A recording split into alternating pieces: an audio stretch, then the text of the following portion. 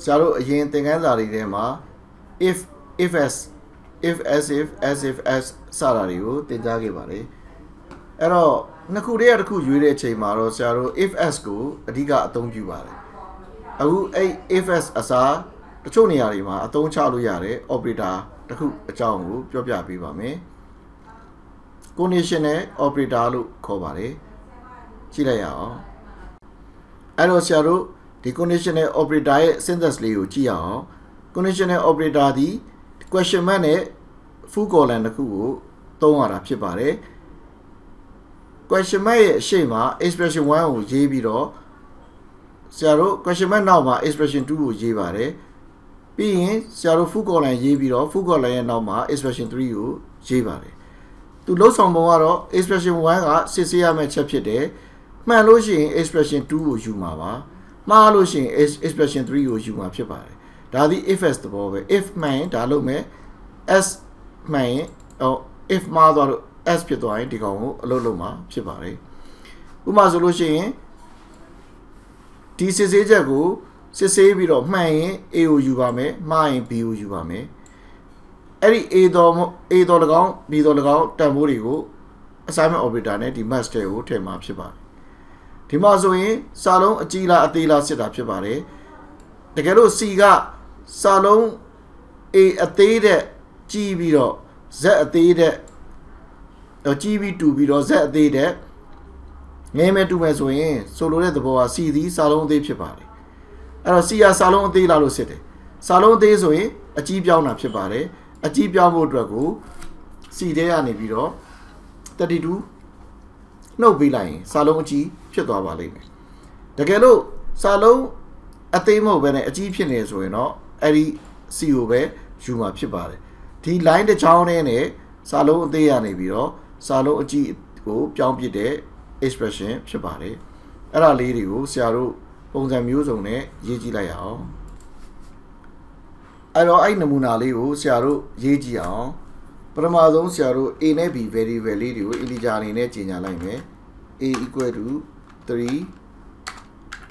integer B equal to 4. Abramado to a conchiles row, Saru Shame. If you using if na yeme A B the G1 solution. So a G don't go sham. A G don't go sham, so I G don't go, they may in the jar alone do me in the jar mass. A lot of the goes towards the UP take like B my G on it, I did take like. I know A G is way, maximum value are able, essentially. The Galo Mahozo, maximum value of B, Nakuria the cook, chair. Arrow, maximum value equal to P. Arrow being Sarah, maximum value of print like me, that's the relation appeal, Sarah Chilia. Our serial print and Tomo dress, serial became Ujina Machibare. Ah, and a Colochin and how. Pulo Budre, Shima Biabio, sends up your Siama.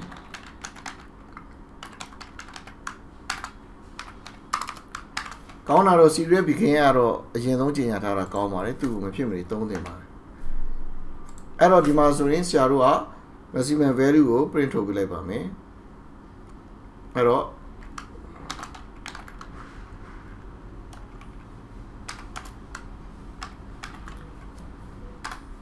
Tima, Saru, the town Saint Livau, value Yabi Mat John Simba.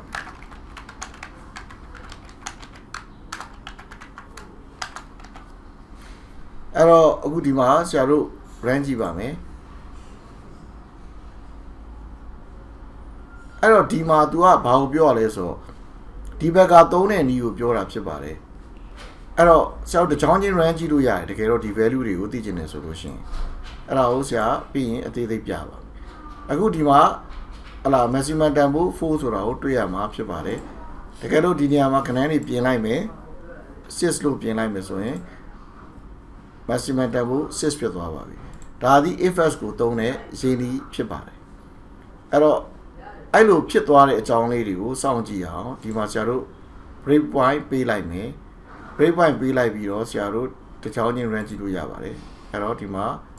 Saro breakpoint ပေးလိုက်မယ်ပေးပြီးတော့ simulation စမယ်ဆိုဒီမှာ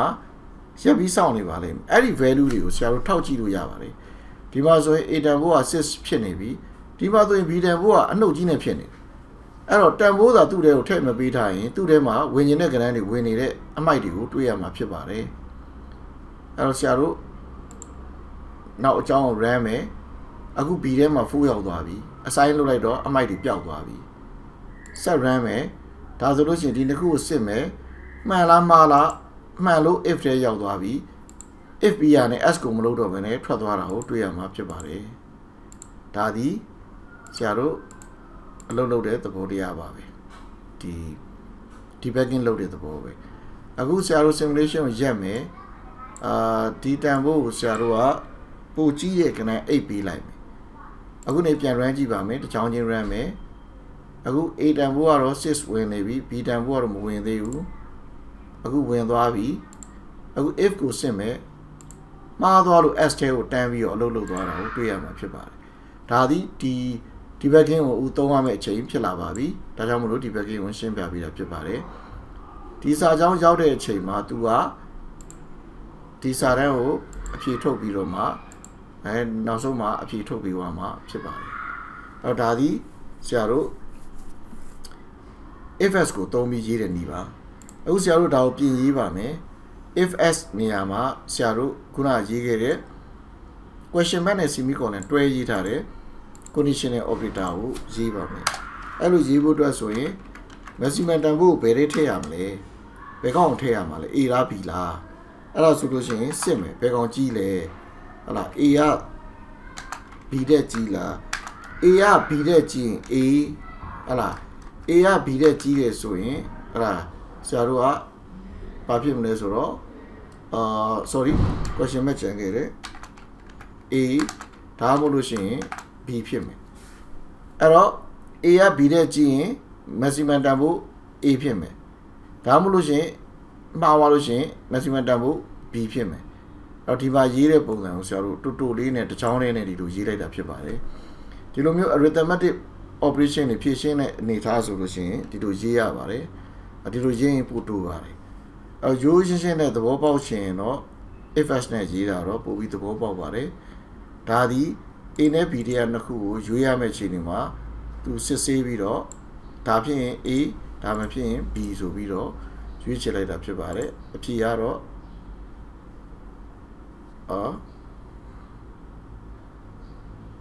ဆရာတို့ဒီမှာ semicolon ဖြစ်ရ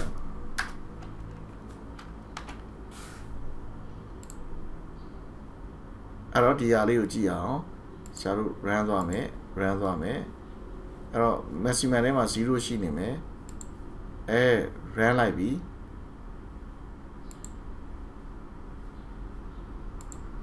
အဲ့တော့ဒီမှာနှစ်ခါအလုံးလုံးသွားတော့တွေ့ရမှာဖြစ်ပါတယ်ဒီမှာသူ if-s ကိုသူ့ဘာသာသူအထက်ထဲမှာ run သွားတာသဘောဒီ operator ကို run သွားတာဖြစ်ပါတယ်ဒီနည်းနဲ့သူနောက်ဆုံးမှာအဖြေထုတ်ပြီးတော့ looping ထဲမှာ infinite looping အလုံးလုံးနေပါလိမ့်မယ်logic looping ထဲမှာဘာမှမရေးထားတော့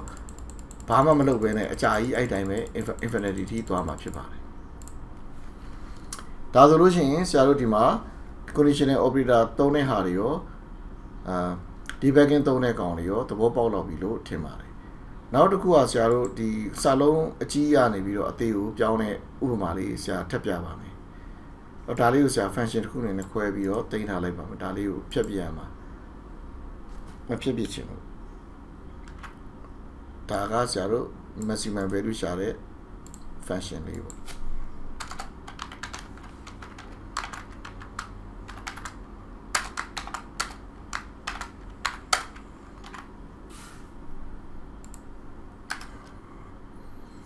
အခုဆရာတို့ဒီမှာစာလုံးအကြီးလေးခွဲတဲ့အားလေးကိုစမ်းကြည့်အောင် character ch ဆိုတဲ့ကောင်ထဲမှာဆရာတို့စာလုံးအကြီးတော်ကောင်အသေးတော်ကောင်ဆရာတို့ထည့်ထားလိုက်မယ်ဒီမှာတော့ဆရာတို့အသေးထည့်ထားလိုက်မယ်အဲ့တော့အသေးဆိုရင်အကြီးပြောင်းတဲ့ဒီကုတ်ကိုရေးပါမယ်စာလုံးအသေးလားလို့စစ်မယ်if ဆရာတို့ ch က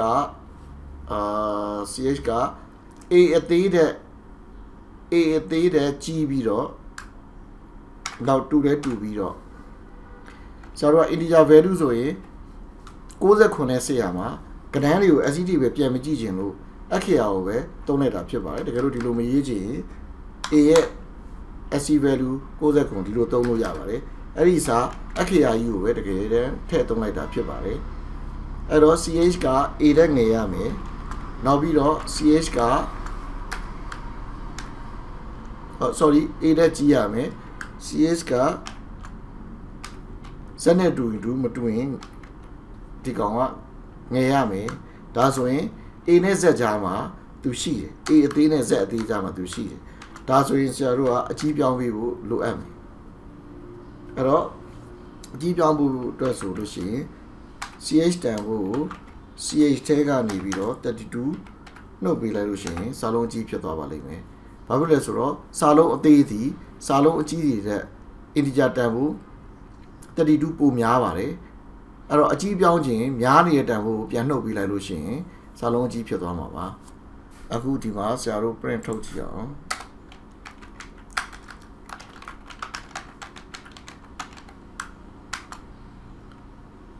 0 print and then ဒီမှာဆရာတို့ CH အဲ့တော့ဟုတ်ပြီစာလုံးအသေးဆိုရင်တော့အကြီးပြောင်းပေးမယ်အကြီးဆိုရင်ဘာဖြစ်လဲအကြီးဆိုရင်တော့ပြောင်းကြမလို့တော့လေဒီတိုင်းပဲထားလိုက်ရင်ပေါ့အဲ့တော့ဘာမှမကြီးလဲရတယ်တကယ်တော့ထားပါတော့ CH နေရာချင်း CH ပေါ့တော့ဒါဘာမှမကြီးလဲရတယ်ဒါပေမဲ့သဘောတရားလေးကိုပြောချင်လို့အခုနေ print ထုတ်လိုက်မယ်ဆိုလို့ရှိရင် serial monitor မှာဘာပေါ်လာမလဲ A ကြီးပေါ်လာလိမ့်မယ် A အသေးလေးက A ကြီးဖြစ်တယ်ကဲဟုတ်ပြီ K အသေးလေးရော K ကြီးဖြစ်လာကြည့်အောင်အဲ့တော့ K သေးလေးကလည်း K ကြီးဖြစ်တယ်ကဲကွာငကိုတည်းကအကြီးဖြစ်နေတဲ့ M အကြီးကိုရောဘာဖြစ်လဲM ကြီးကလည်းဘာမှမပြောင်းလဲဘူး M အကြီးပဲဖြစ်နေမှာကိုတွေ့ရမှာဖြစ်ပါတယ်ဒါသည်အကြီးသေးပြောင်းပြီးတဲ့ program လေးဖြစ်ပါတယ်အဲ့တော့အခုတို့ဆရာတို့ကအဲ့ဒီကောင်ကို if s ကိုအဲ့လိုမရေးဘဲနဲ့ conditional operator သုံးပြီးတော့ရေးပါမယ် ch equal to ဘာကိုစစ်မလဲဆိုတော့ဒီစစ်မှာဒီ if မှာစစ်မဲ့အချက်ပဲဖြစ်ပါတယ်စာလုံးအကြီးလားစာလုံးအကြီးလားဖြစ်တဲ့အတွက်ကြောင့်တော့မှဒီ question mark လာပါမယ်စာလုံးအကြီးဆိုလို့ရှိရင်ခုန operation ကဘာလုပ်မလဲဆိုတော့ ch ထဲကနေပြီးတော့32နှုတ်ပေးမှာဖြစ်ပါတယ်အကြီးပဲဆိုရင်တော့ ch ပဲပြန်ပြီးတော့အသုံးပြုမှာဖြစ်ပါတယ်ဒါပါပဲအဲ့တော့အခုလိုအရှိကြီးရေးတာနဲ့အခုလိုတူတူလေးရေးတာဘယ် effective ဖြစ်မလဲအဲ့တော့ run ကြည့်ပါမယ်မပြောင်းလဲပါဘူး